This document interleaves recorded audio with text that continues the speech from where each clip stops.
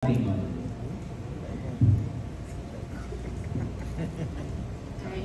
Hello po. Hello. Marami na kami nakitang love teams sa pagko-coverage namin sa showbiz. Ang kalaban usually, lalo na pagsikat, burnout. Paano nyo kaya malalabanan yun? Pagod, yung burnout. Ako naman, ano kaya? Burnout, di ko pa masabi. Kasi I'm very new din. So, right now, habang may energy pa ako, habang bata pa ako, I'm trying to really make the most. And I'm sure also Ash, diba? But, yeah, go. Pero siguro kung darating man po yung panahon na yun, siguro isipin namin kung bakit kami nagsimula, kung bakit namin gusto yung ginagawa namin. Kasi darating talaga yun eh, parang minsan mapapagod ka, isipin mo kung tuloy ko pa ba ito, ganyan. Pero kung aalalahanin mo kung bakit mo gusto itong ginagawa mo, parang mababago yung mood mo, mababago parang ma-revive yung eagerness mo gawin ulit yung trabaho mo. Diba? Next question. Add ko lang po, it helps din siguro, although yun nga, it helps din siguro na they really like each other's company. So parang nag-lift up nila each other in spite of the stress. Diba? It helps kasi pag ganun, diba? So imagine mo lang, halimbawa, hindi nila gusto yung isa't isa, tapos nandito sila sa ganitong trabaho. Talaga mag-a-attitude sila. Pero yun, I think it's, aminin nyo, nakakabawas ng stress. You like being in each other's company because you support each other. Yun nga, if I may add na parang when I'm with Ash, halimbawa kapag nasa-stress ako sa mga eksena or mga trabaho namin, mas na-feel ko na, okay, kasama ko si Ash, so I can always, work with her, and there's that dynamic where minsan kapag nasa-stress si Ash, tinutulong ko din siya in those times, and it's a team effort. We help each other,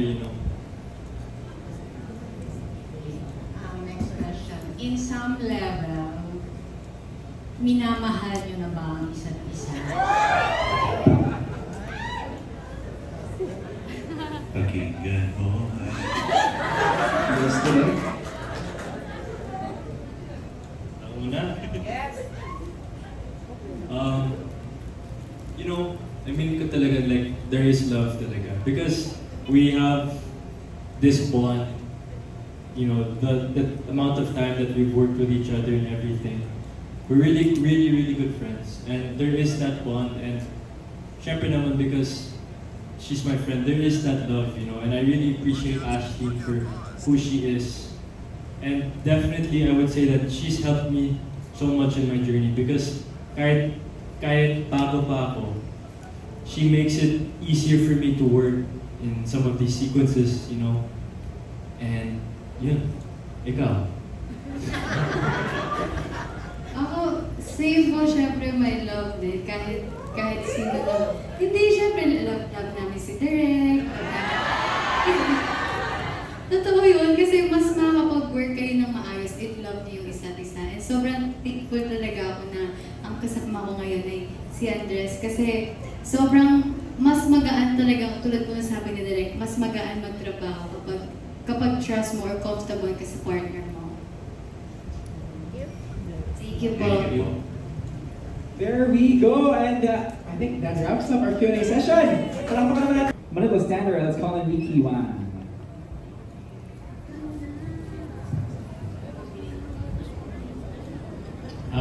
First of all, congratulations, Direk, and over here.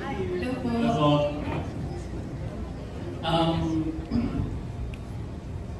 Sabi ni Direk kanina, even sa parang liblib na lugar or sa remote places, naririnig niya yung paano yung reception ng tao sa inyo. And of course, not just here in the Philippines, but also abroad, you are building a fan base.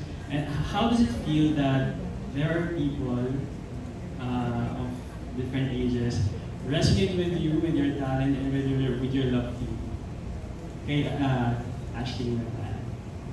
Ako, sobrang super grateful po ako kasi iba yun nga po, tulad po na sabi niyo kanina, iba iba-ibang edad yung mga sumusuporta po sa amin. And sobrang hindi ako makapaniwala na minsan mga bata yung lalapit sa amin, minsan teenagers, tapos minsan yung mga magaganda ng mga gagandang tito, tita, ayan. Kaya sobrang nakakatuwa po kasi minsan iniisip ko, bakit kaya nila kami minamahal ng ganito, na bakit kaya nila kami tanggap ng buong buo. And sobrang nakakatuwa lang po talaga isipin na parang ang dami ko biglang mommies kasi kahit mga big or small wins ko po talaga, sabi ni Andres, nandun po sila and sobrang happy nila. And ang pinaka nakakatuwa po doon, pag mga nababasa ko, pinagpe-pray po nila kami. Parang yun yung sobrang na-touch ako doon na pinagpe-pray talaga nila kami. Kaya thank you po. Yes, yun nga. The support talaga, it's been unreal. Di namin in-expect to talaga. Kahit from the start, di namin in-expect talaga. And to everyone that has supported us of all ages, it's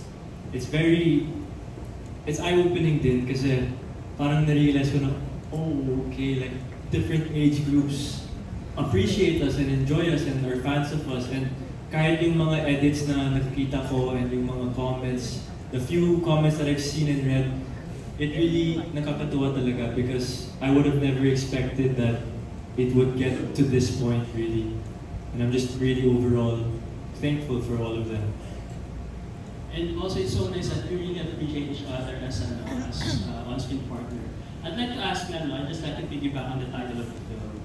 Isang laan bulaklak para kay Lina. Unless if you were to give a kind of flower to Ashton, what kind of flower is it and why? Bigay mo lang kanina. I think I said it before, but I would give Ash, like I just gave her kanina, a white rose talaga. Because for me, I think a white rose is the most beautiful flower talaga. It symbolizes... Ito yun, Andres. Ito yun. For the Nagay visual. talaga ni Andres to kay Ashton na. Hindi siya part ng props. So, 100 ba to? Direct wala sa script yun eh. 100? Hindi 100. Pero, yan. I would say white rose talaga. Kasi for me, a white rose has so much more meaning to it than just like, halimbawa, a red rose, it symbolizes like love and all. But I think the nice thing about a white rose is it's deeper than love. It also shows like purity and all. So I would say white rose. Sorry, nang wala ako natanggap. 100 daw yan, sabi ng Vivian's family natin. Oo, mukha naman. Yeah, Andres, make sure. Tapos Destiny pa kasi white rose papaya. Thank you. Siguro, Derek, bonus question na lang. Why do you think the characters in this film really feed both Andres and Ashton? Kung alam yung backstory nitong project na to, nauna ko siya na-conceptualize na wala pa talagang actors in mind. Pero, nung pinitch ko siya sa Viva, si Andres na yung pinapropose ko doon. Hindi pa siya nag-aartista talaga doon. Tapos, hindi binigay sa akin ng Viva kasi parang in the middle of going through workshops. Kumbaga parang pinapahinog pa nila si Andres. Tapos, so for about 2 or 3 years, nakashell lang yung project. And then, nung finally, nagkaroon na sila ng